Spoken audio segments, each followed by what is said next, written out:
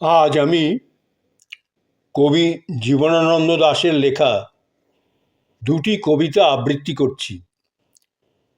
কবি জীবনানন্দ দাশ, একসময়ে এই কবি জীবনানন্দ দাশের যে কত কবিতা আবৃত্তি করেছি এবং কত যে প্রশংসা পেয়েছি, যেমন বনলতা সেন যে কত জায়গায় আবৃত্তি করেছি এই বনলতা সেন কবিতাটি,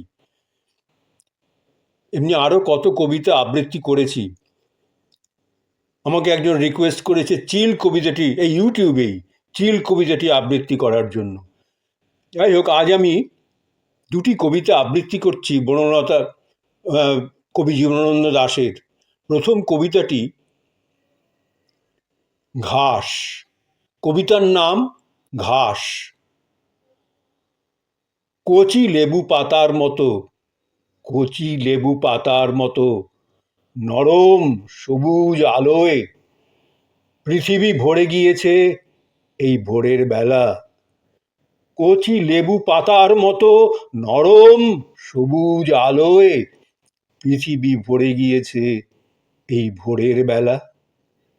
কাঁচা বাতাবির মতো সবুজ ঘাস, তেমনি সুঘ্রাণ হরিণেরা দাঁত দিয়ে ছিঁড়ে নিচ্ছে।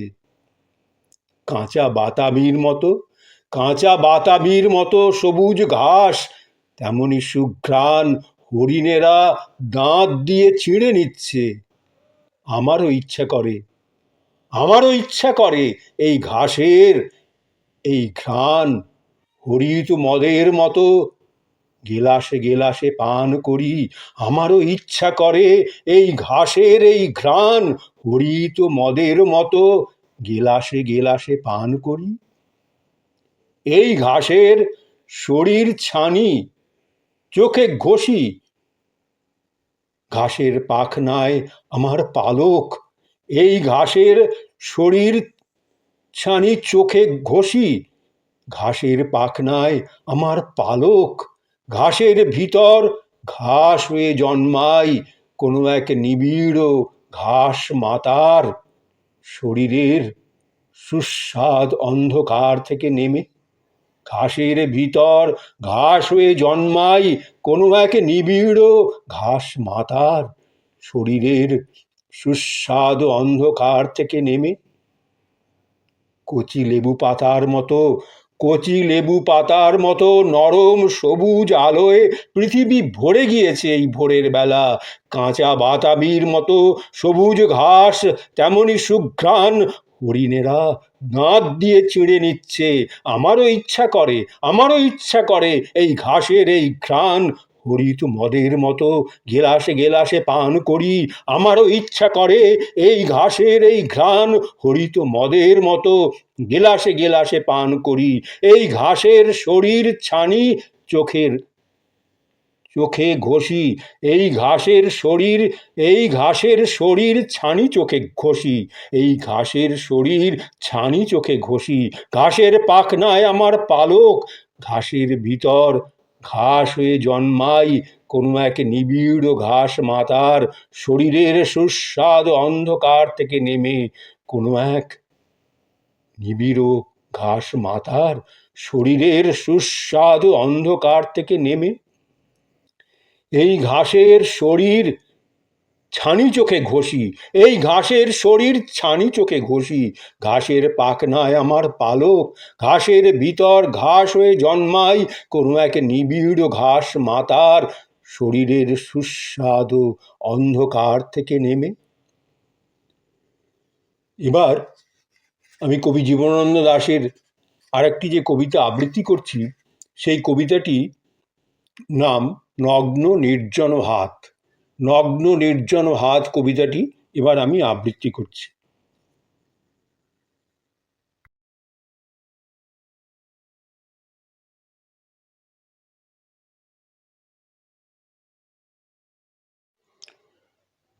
এবার আমি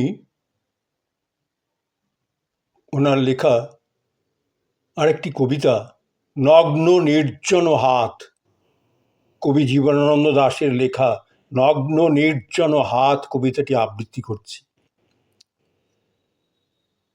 আবার আকাশে অন্ধকার ঘন হয়ে উঠছে, আবার আকাশে অন্ধকার ঘন হয়ে উঠছে, আলোর রহস্যময়ী সহোদরার মতো এই অন্ধকার। আবার আকাশে অন্ধকার ঘন হয়ে উঠছে, আলোর রহস্যময়ী সহোদরার মতো এই অন্ধকার। যে আমাকে চিরদিন ভালোবেসেছে, অথচ যার মুখ আমি কোনোদিন দেখিনি, সেই নারীর মতো ফাল্গুন আকাশে অন্ধকার নিবিড় হয়ে উঠছে। মনে হয় কোন বিলুপ্ত নগরীরও কথা, মনে হয় কোনো বিলুপ্ত নগরীরও কথা, সেই নগরীর এক ধূসর প্রাসাদের রূপ জাগে হৃদয়ে। যে আমাকে চিরদিন ভালোবেসেছে, অথচ যার মুখ আমি কোনোদিন দেখিনি, সেই নারীর মতো ফাল্গুন আকাশে অন্ধকার নিবিড় হয়ে উঠছে। মনে হয় কোনো বিলুপ্ত নগরীর কথা, সেই নগরীর এক ধূসর প্রাসাদের রূপ জাগে হৃদয়ে।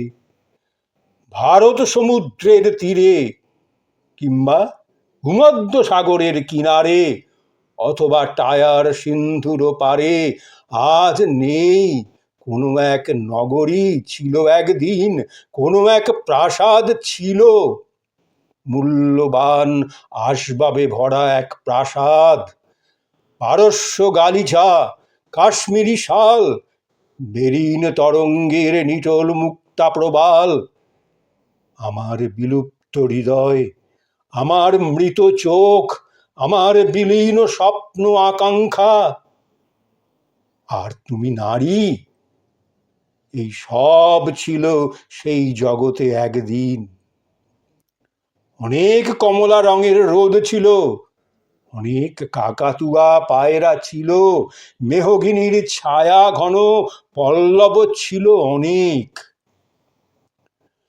ভারত সমুদ্রের তীরে কিংবা ভূমধ্য সাগরের কিনারে, অথবা টায়ার সিন্ধুর পারে আজ নেই কোনো এক নগরী, ছিল একদিন কোনো এক প্রাসাদ ছিল, মূল্যবান আসবাবে ভরা এক প্রাসাদ।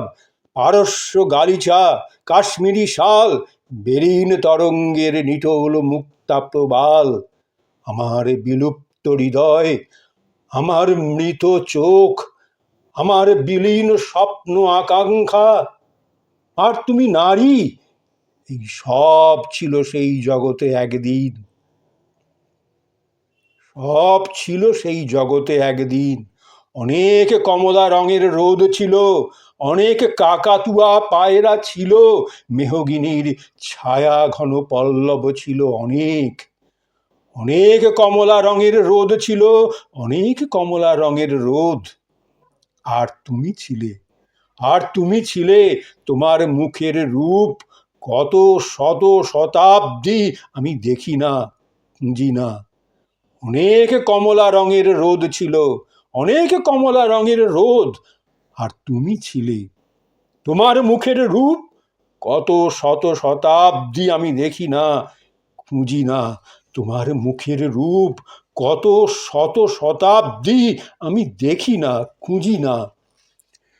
ফাল্গুনের অন্ধকার নিয়ে আসে সেই সমুদ্র পাড়ের কাহিনী, অপরূপ খিলান ও গম্বুজের বেদনাময় রেখা, লুপ্ত নাশপাতির গন্ধ, অজস্র হরিণ ও সিংহের ছালেরও ধূসর পাণ্ডুলিপি, রামধনু রঙের কাচের জানালা, ময়ূরের পেখমের মতো রঙিন পর্দায় পর্দায়, কক্ষ ও কক্ষান্তর থেকে আরো দূর কক্ষ কক্ষান্তরের ক্ষণিক আভাস, আয়ুহীন স্তব্ধতা ও বিস্ময়। পর্দায় গালিচায় রক্তাভ রৌদ্রের বিচ্ছুরিত শ্বেদ, পর্দায় গালিচায় রক্তাভ রৌদ্রের বিচ্ছুরিত শ্বেদ, রক্তিম গেলাসে তরমুজ মদ, তোমার নগ্ন নির্জন হাত, তোমার নগ্ন নির্জন হাত। পর্দায় গালিচায় রক্তাভ রৌদ্রের বিচ্ছুরিত শ্বেদ, রক্তিমে গেলাসে তরমুজ মদ, তোমার নগ্ন নির্জন হাত, তোমার নগ্ন নির্জন হাত।